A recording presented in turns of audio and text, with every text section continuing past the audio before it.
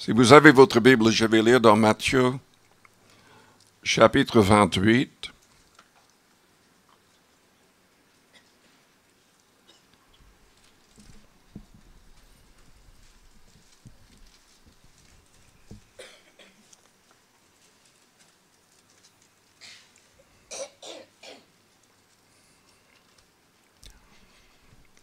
Est-ce que vous êtes un vrai disciple du Christ?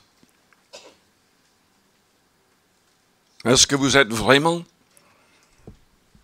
un disciple du Christ comme il a enseigné? Vous savez, ce qui est terrible, c'est que le Christ a dit dans Matthieu 7 que les seules personnes qui seraient vraiment sauvées seraient les gens acceptant d'accomplir toute la volonté de son Père. Il nous a ordonné d'entrer par la porte étroite. Il a parlé de gens qui, au jour du jugement, vont dire « Mais nous avons accompli des miracles en ton nom. Nous avons prophétisé en ton nom. » Mais le Seigneur va leur dire « Je ne vous ai jamais connu. Partez, vous qui commettez l'iniquité. » Et dans le même chapitre, il a expliqué que la volonté de son Père était que nous accomplissions, que nous mettions en pratique tous ces commandements. Je l'ai expliqué dans d'autres messages, mais il faudrait que je le dise souvent. Les commandements du Christ ne se trouvent pas uniquement dans les 4 évangiles.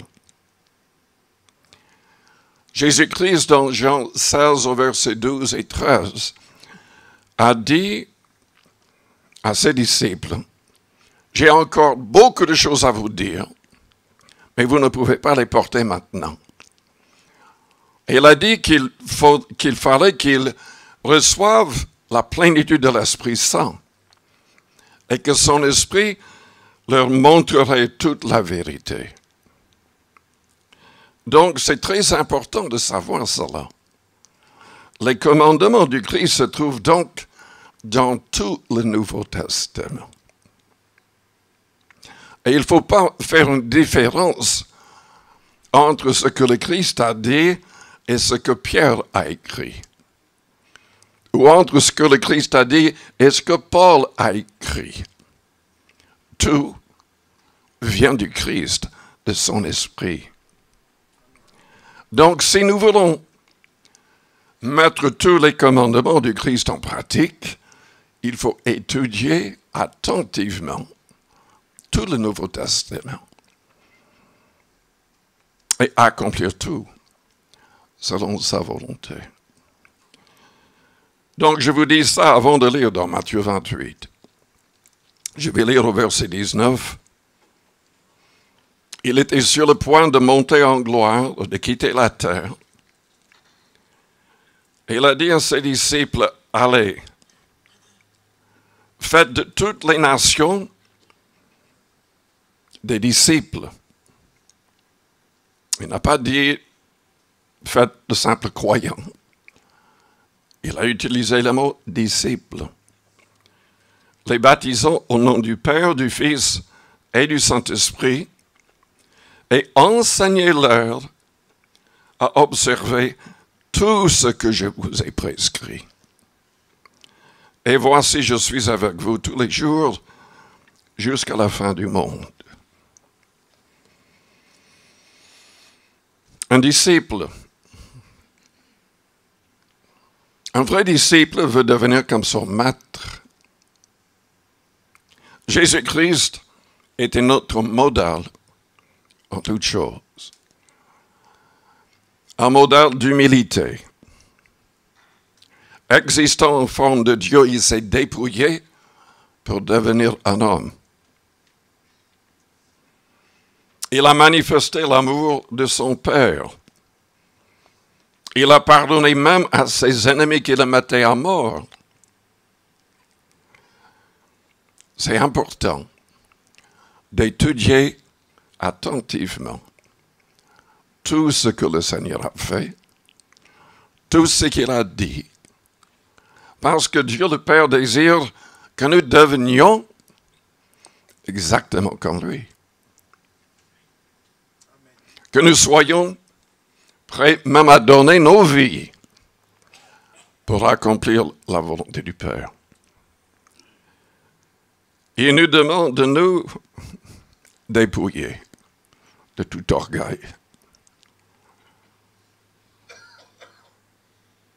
Comment le faire? Comment le faire? Tout d'abord, il faut développer une vie de jeûne et de prière. Jésus-Christ n'a même pas commencé son ministère avant d'avoir jeûné et prié 40 jours. Déjà avant, le Saint-Esprit est descendu sur lui. Le Saint-Esprit l'a amené dans le désert. Il a été tenté par le diable. Il a remporté la victoire. Mais il était là pendant 40 jours, jeûnant et priant. La Bible dit que, en quittant le désert après tout cela, il était revêtu de la puissance d'en haut. Tous les démons, toutes les maladies étaient sous son autorité.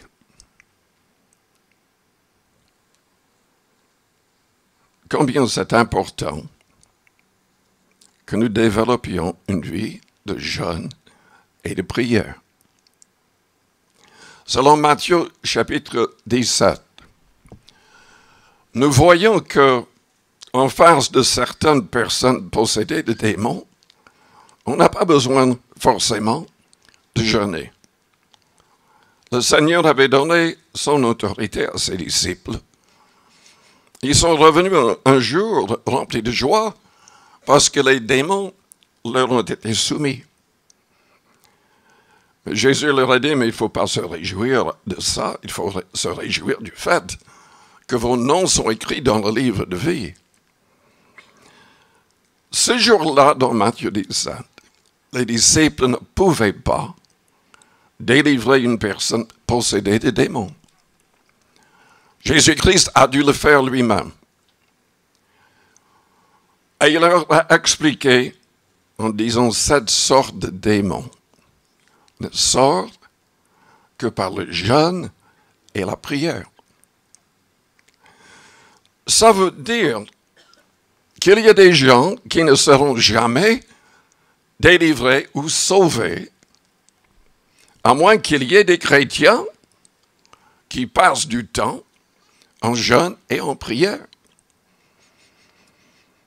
Il est vrai aussi que si une personne est sincère et veut vraiment entrer dans une relation avec le Christ, cette personne peut jeûner elle-même et être délivrée. Je vous ai parlé plusieurs fois du pasteur Lauré. Avant d'être converti, il était très très loin de Dieu. Il était même en prison. Quelqu'un lui a laissé une Bible, il a lu plusieurs fois. Il a tout compris sans que qui que ce soit lui parle. Mais il comprenait aussi qu'il était rempli de démons. Et donc, il s'est mis à jeûner pendant 40 jours. Et le Seigneur l'a délivré. Et en quittant la prison, il a fait les démarches pour devenir pasteur. Et il a été fidèle prêchant l'Évangile jusqu'à sa mort. Mais le jeûne et la prière sont indispensables si nous voulons être de vrais disciples. Si nous voulons être comme le Christ. Et il y a aussi le fait que ce n'est pas assez de prier. Il y a beaucoup de gens qui prient et leur prière déplaise à Dieu. Est-ce que vous saviez que c'est possible de prier, que votre prière peut déplaire à Dieu? Il n'y a que les prières de foi qui plaisent à Dieu. Dans Marc chapitre 11, nous avons l'histoire où Jésus a maudit un figuier. Les disciples sont étonnés parce que le lendemain, ils voient le figuier desséché jusqu'aux racines. Et le Seigneur leur dit, « Ayez foi en Dieu. Si quelqu'un dit à cette montagne, ôte-toi de là, et jette-toi dans la mer, et s'il ne doute point en son cœur, mais croit que ce qu'il dit arrive, il le verra s'accomplir. C'est pourquoi je vous dis, tout ce que vous demanderez en priant, croyez que vous l'avez reçu,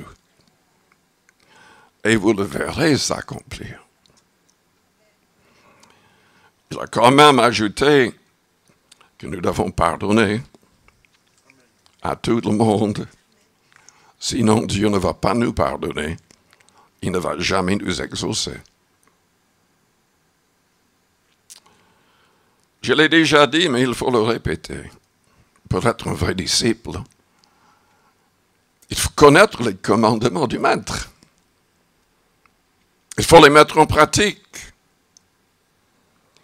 Et il faut donc étudier attentivement tout le Nouveau Testament.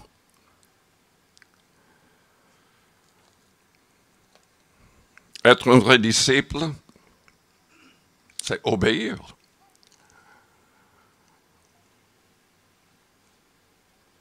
Je vais parler de plusieurs choses. Il faut donner. Nous n'aimons pas donner, n'est-ce pas? Et ce qui est terrible, c'est que souvent, les gens qui, en gagnant de plus en plus d'argent, ces gens ont encore plus de problèmes pour donner. C'est bizarre. Mais c'est une réalité. Je vous ai parlé une fois du pasteur Marshall, qui était pasteur à Washington. Et un de ses fidèles lui a dit, mais prie pour moi. J'ai vraiment du mal à donner. La Bible dit qu'il faut donner avec joie, sans tristesse. Il faut donner avec tout son cœur. En fait, c'était quelqu'un qui était très fidèle en donnant au moins 10%. Quand il ne gagnait pas beaucoup. Mais là, il gagnait 300 000 par an.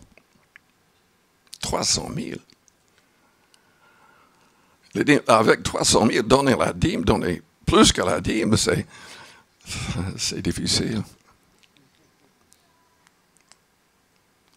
Donc le pasteur a prié. Seigneur, agis pour que son salaire diminue, jusqu'à ce qu'il puisse donner avec joie.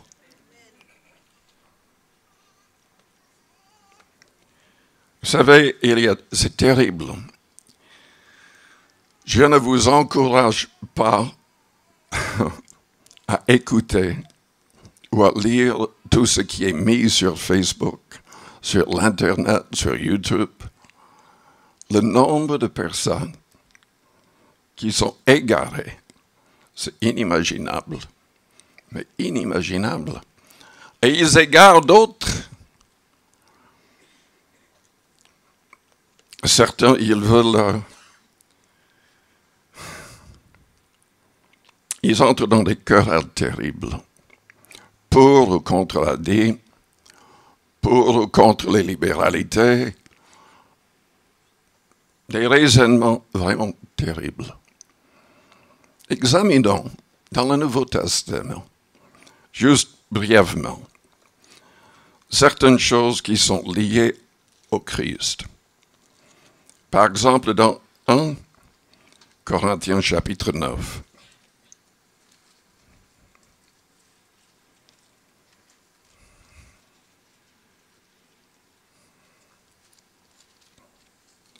Au verset 13 et 14.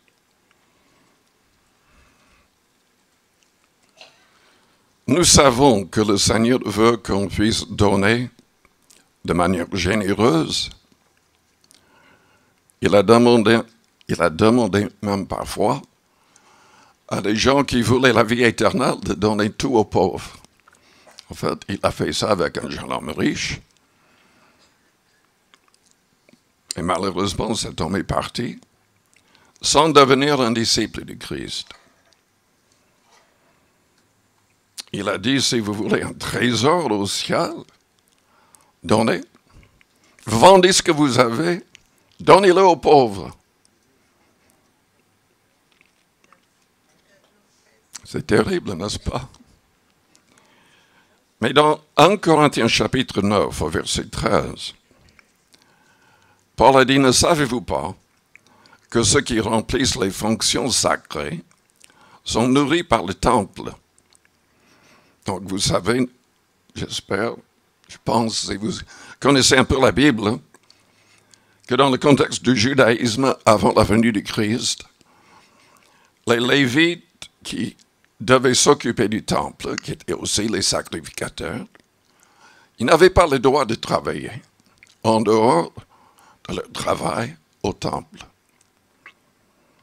Ils ne pouvaient pas posséder des terres, ne pouvaient pas travailler à ces choses-là. Donc les autres tribus devaient leur donner 10% de tout pour qu'ils vivent. Et Dieu voulait aussi que les tribus donnent volontairement, de bon cœur, pour beaucoup d'autres choses. En fait, pour la construction du tabernacle, plus tard du temple, c'était volontaire tout ce qui était donné, en plus que la dîme. La dîme était réservée pour soutenir les Lévites, tous ceux qui enseignaient et qui étaient sacrificateurs.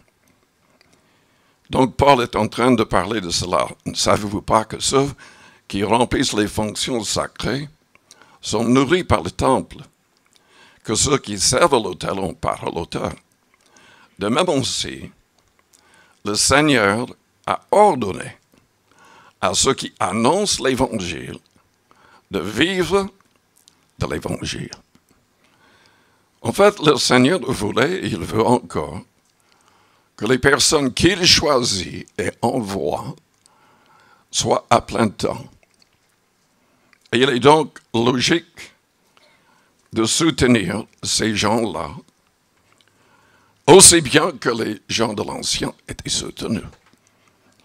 Donc avec la dîme et des offrandes volontaires en plus. Les disciples comprenaient cela. Évidemment, ils ne pouvaient pas toujours dépendre des dons.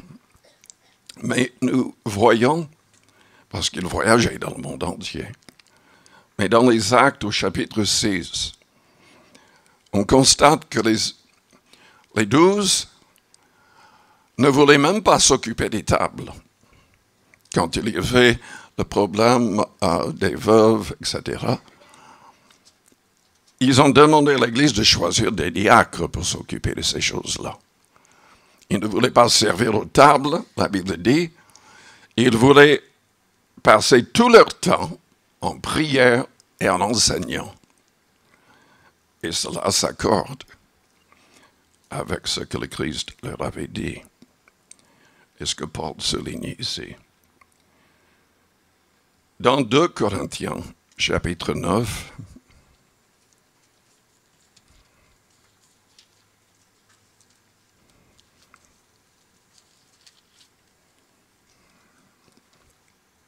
souvent les gens qui parlent actuellement contre le principe de la dîme disent, mais tout cela, ça vient de l'Ancien Testament. Nous ne sommes pas sous la loi de Moïse.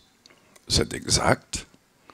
Si on était sous la loi de Moïse, on ne pourrait pas donner un centime à Jésus-Christ.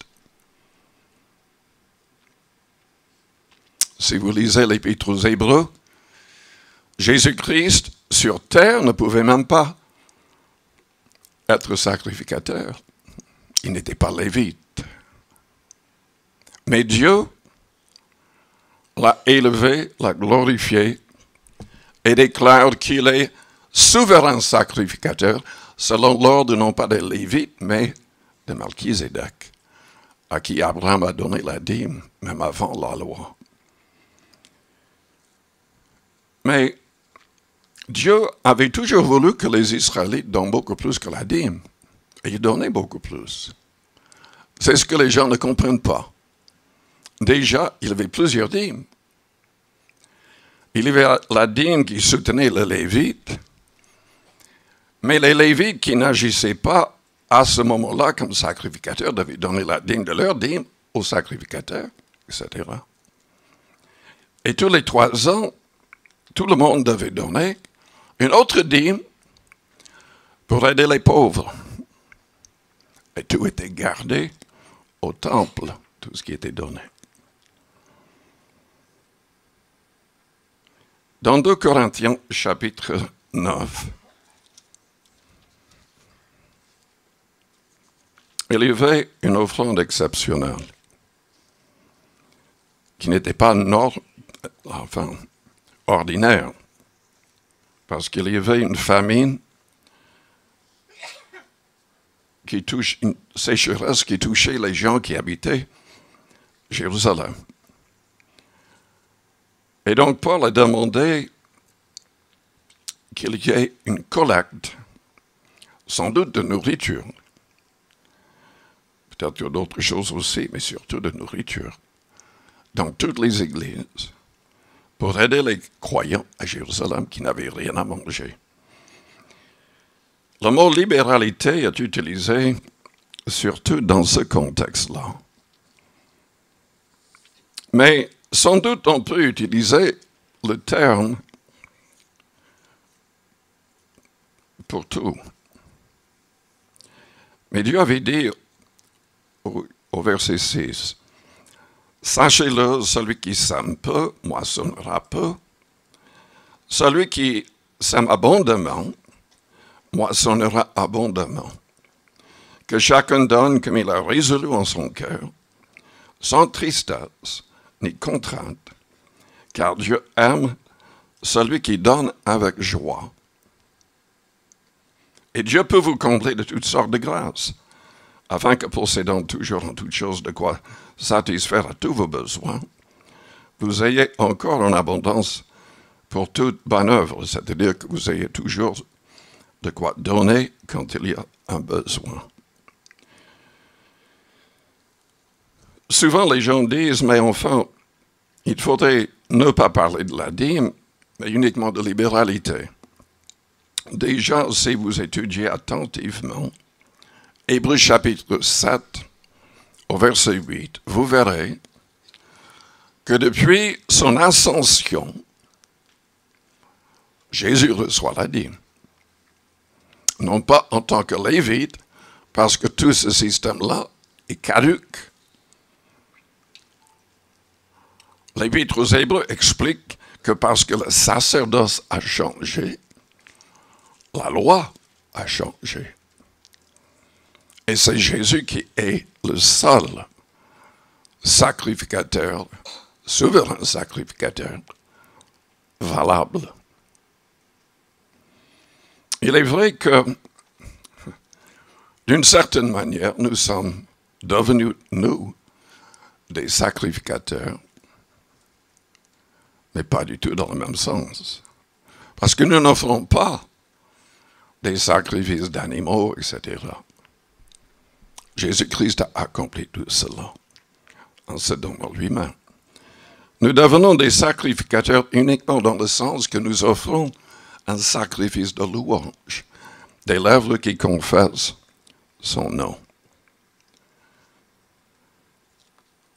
Les sacrificateurs du Nouveau Testament ne sont pas payés pour cela. Ils ne sont pas salariés en offrant un sacrifice de louange. Il n'y a que les gens que le Seigneur a choisi et qu'il envoie qui doivent être soutenus. Ce n'est pas tout le monde qui enseigne ou commence à enseigner ou à prêcher qui doivent être soutenus. En fait, quand on lit le Nouveau Testament, il y avait des conditions rigoureuses. On ne pouvait pas simplement partir, comme beaucoup le font aujourd'hui. On devait être en contact avec le Seigneur par l'Esprit qui nous parle. Ensuite, que cela soit confirmé par le Saint-Esprit dans le contexte d'une église locale. Et que la personne ait l'approbation de l'église locale. C'était le cas dans Acte 13 pour Paul et Barnabas. Quand on lit les épîtres de Timothée et de Tite, c'est très clair qu'il y a beaucoup de gens qui ne peuvent en aucun cas être responsables d'église. Qu'il y a beaucoup de gens qui, en aucun cas, ne peuvent être même diacres. Il faut étudier ces choses attentivement. Parce qu'il y a énormément de gens qui créent toutes sortes de confusions, toutes sortes de fausses doctrines, toutes sortes de faux pratiques, parce qu'ils ne sont pas soumis à la parole du Christ, qui est tout le Nouveau Testament. Il faut saisir cela. Que signifie le mot libéralité? Je ne sais pas si on devrait l'utiliser uniquement dans le sens d'aider les pauvres. Mais le mot, par lui-même, ne signifie pas du tout ce que vous trouverez dans le dictionnaire. Il ne signifie en aucune manière ce que les gens enseignent en général à l'égard de ce mot. Beaucoup de gens ont l'idée que quand on donne une libéralité, c'est quelque chose de volontaire. C'est vrai que c'est volontaire. Mais ils disent, mais si on n'a pas envie de donner, on ne donne pas. Si je ne peux pas donner de bon cœur, avec joie, sans tristesse, je ne devrais même pas donner. Ça n'est pas du tout l'idée que nous avons dans la Bible. Il faudrait lire avant, au verset 5. Si donc, j'ai donc jugé nécessaire d'inviter les frères à se rendre auparavant chez vous et à s'occuper de votre libéralité déjà promise, afin qu'elle soit prête, de manière à être une libéralité et non un acte d'avarice. Vous remarquerez la contrainte que Paul a utilisée. C'est important de remarquer cela, parce que juste après, il a dit quoi? Que chacun donne comme il a résolu en son cœur, sans tristesse, ni contrainte. Ça ne veut pas dire donc qu'il n'y a pas de contrainte. Ça veut dire que Dieu aime celui qui va donner de manière généreuse, sans être poussé par quelqu'un à donner. Mais Paul poussait quand même. Le besoin était tellement énorme. Les gens étaient tellement dans le besoin, ils voulaient absolument qu'ils donnent de manière généreuse. Parce que l'opposé d'un acte d'avarice, c'est de donner d'une manière généreuse. Il a quand même dit dans un autre passage qu'il ne voulait pas que les gens donnent tellement qu'eux-mêmes, ils seraient en difficulté. Donc il faut quand même être équilibré. Et même quand le Christ a dit, vend tout ce que vous avez, donnez-le aux pauvres. Évidemment, on ne peut pas faire ça continuellement. Et on doit s'occuper de sa famille et tout le reste. Donc, il faudrait trouver l'équilibre dans tout cela. Mais nous voyons que Dieu désire qu'on donne généreusement et qu'il peut nous aider à prospérer si on veut aider le royaume. Vous savez, on ne sait pas, on ne comprend pas tout ce que Paul a dit. On a du mal en tout cas. Moi, j'ai du mal. Par exemple, dans Galates, au chapitre 6. Déjà, je devrais peut-être mentionner 1 Timothée, chapitre 5, je crois.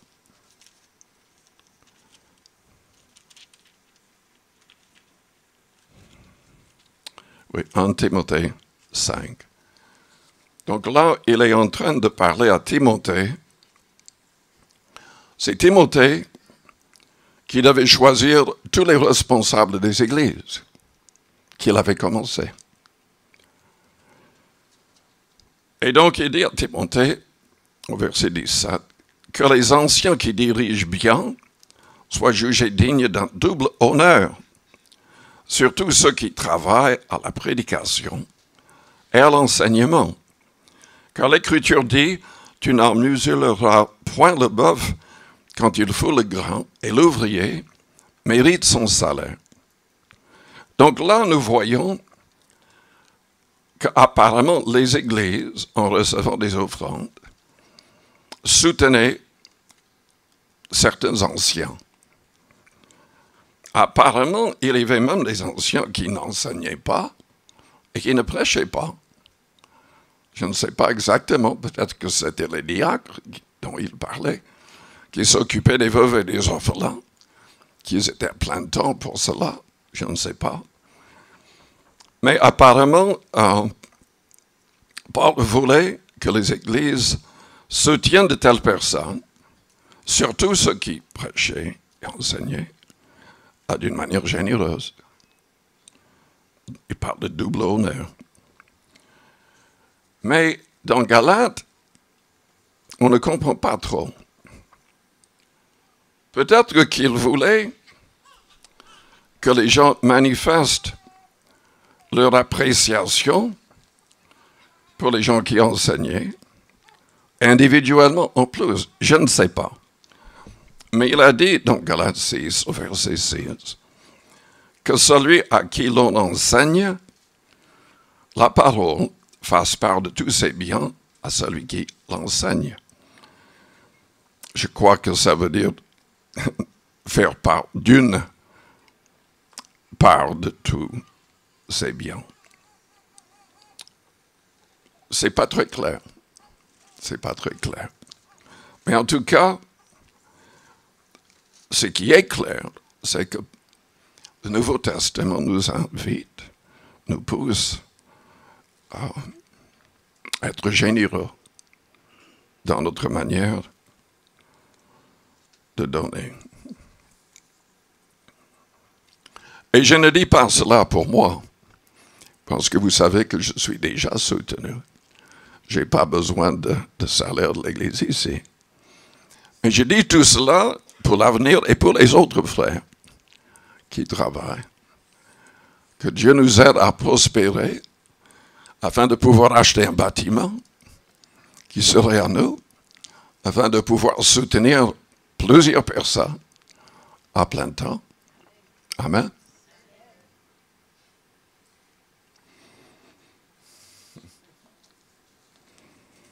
Stéphane, tu as compris là, tu me fais une grimace.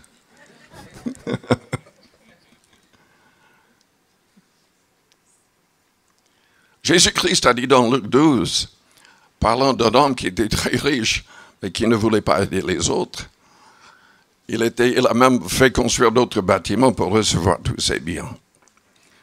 Et Dieu lui a dit, mais insensé, cette nuit, même ton âme te sera redemandée. Et il a ajouté, ça va être le cas de tous ceux qui ne sont pas riches envers Dieu. Dans le même chapitre, ils disent, vous voulez un trésor dans le ciel? Vendez ce que vous avez, donnez-le aux pauvres.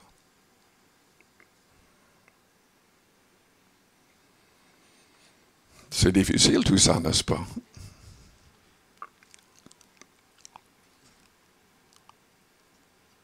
Mais ça fait partie des commandements du Christ. Peut-être que vous ne voulez plus être un disciple de Christ, là. J'entends pas beaucoup de « Alléluia ».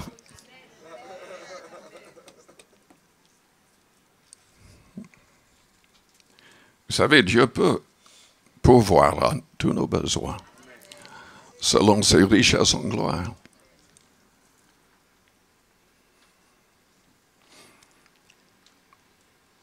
Combien de personnes ont lu attentivement la vie chrétienne authentique que nous utilisons pour le baptême, avant de baptiser? 5 personnes ont lu attentivement. C'est ce que je craignais. Il va falloir qu'on l'enseigne ici, tous les dimanches matins peut-être.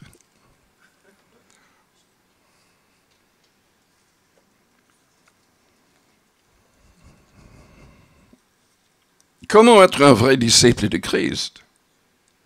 Il faut être fidèle.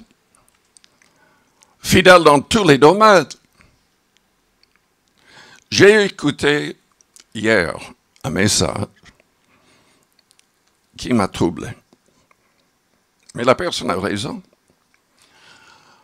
Cette personne disait, c'est un prédicateur, un évangéliste, il a dit, ce qui trouble souvent les gens dans les églises, ce sont les prières au moment de l'appel.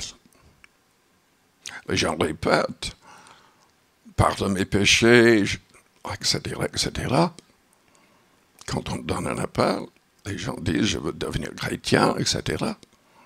Mais il dit, cette sorte de prière, trop souvent, soulage la conscience des gens. Mais ce n'est pas par une simple prière, quand il n'y a pas de suite, qui va sauver qui que ce soit. Nous devons devenir de vrais disciples du Christ. Nous devons avoir une relation réelle et profonde avec le Christ. Nous devons accomplir sa volonté pour notre vie. Parce qu'il a un plan pour chacun de nous. Combien de fois est-ce que les églises baptisent les gens? Et ils disparaissent après parce que leur conscience était soulagée. Ils seraient sauvés parce que j'ai été baptisé. Non, vous ne serez pas sauvés parce que vous êtes baptisés. Le baptême ne sauve personne. C'est l'engagement du baptême qui sauve. Le fait de garder une bonne conscience jusqu'au dernier souffle de sa vie, c'est de rester éloigné du péché, c'est de mettre les commandements en pratique, c'est d'être un vrai disciple du Christ.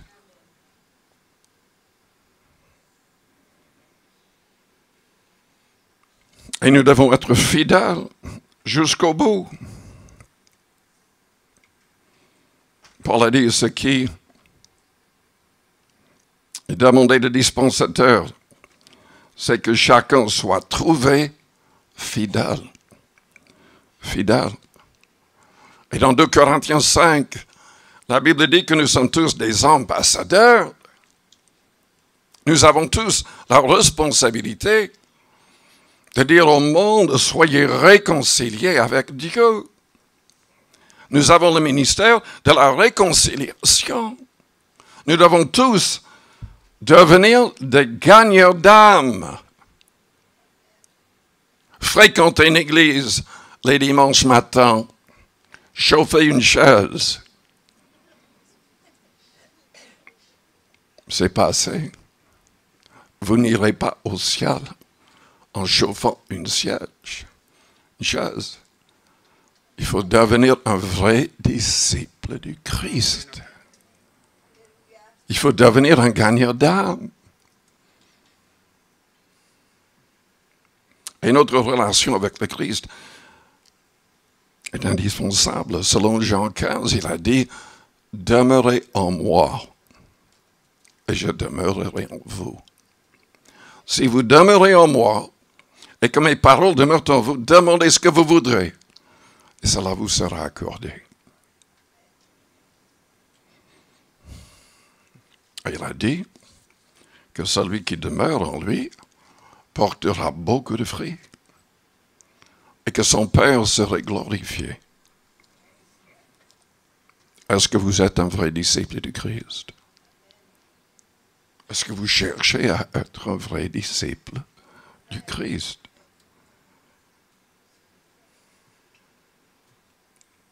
C'est indispensable de recevoir l'Esprit du Christ.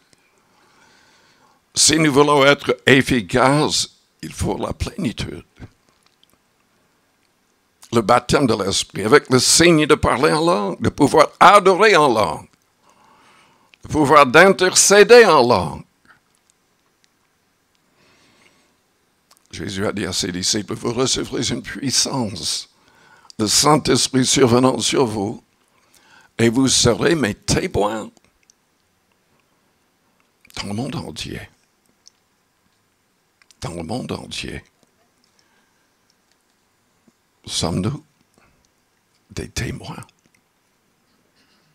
Est-ce que vos voisins savent que vous êtes un disciple du Christ?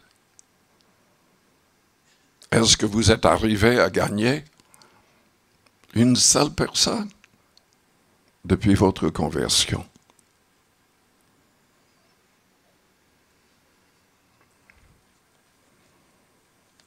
Il faut une relation profonde. Le Saint-Esprit parlait aux apôtres, a parlé à Pierre dans Actes 10, donnait des directions précises. Et les 3 hommes en bas parlaient avec eux. Il a obéi. Et toutes les personnes dans la maison de Corneille, des non-juifs, ont été baptisés de l'Esprit Saint avant qu'il termine son message. Et grâce à cela, nous avons l'Évangile aujourd'hui. Les non-juifs. Nous avons besoin d'une relation profonde. Je vous invite à fermer vos yeux, à courber vos fronts, avec les yeux fermés, les fronts courbés.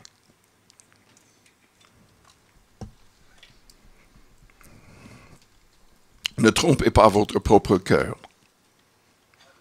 Il y a énormément de chrétiens, de gens qui se disent chrétiens, qui se trompent et qui sont trompés par d'autres. Ils imaginent que parce qu'ils ont prié une fois, parce qu'ils sont passés par les eaux du baptême, que tout est bien. C'est faux. C'est faux. C'est faux. Il faut devenir un vrai disciple. Et il faut vivre en tant que disciple, avec une attitude de repentance toute sa vie, si nous voulons sauver notre âme.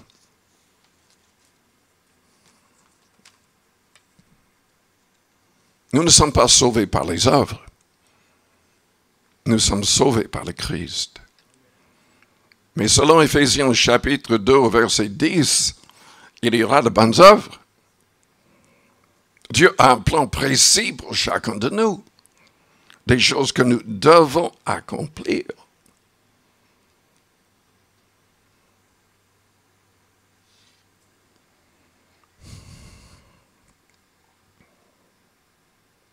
Pendant que les yeux restent fermés,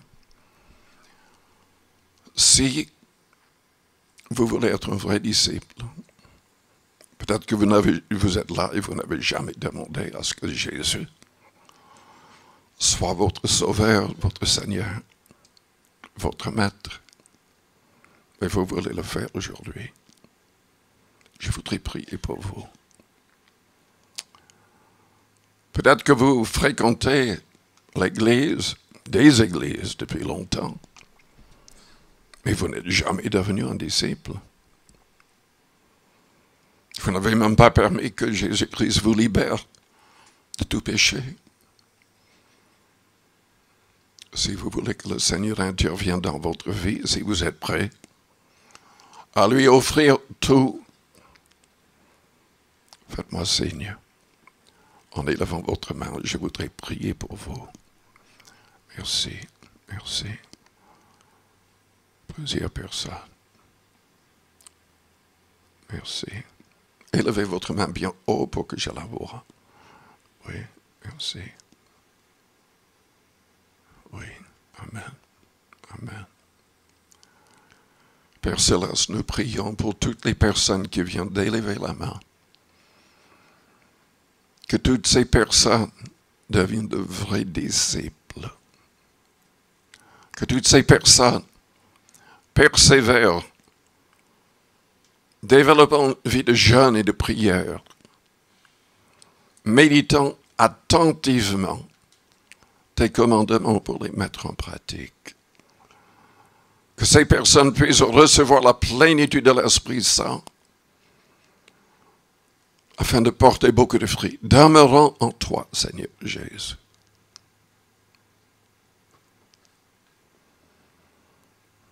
Purifie, purifie-les, purifie-nous tous par ton Esprit Saint. Que nous ne passions pas à côté de la vie éternelle. Que nous soyons des gens, de vrais chrétiens, de vrais disciples, connus par toi, Seigneur, et craints par les démons de l'enfer.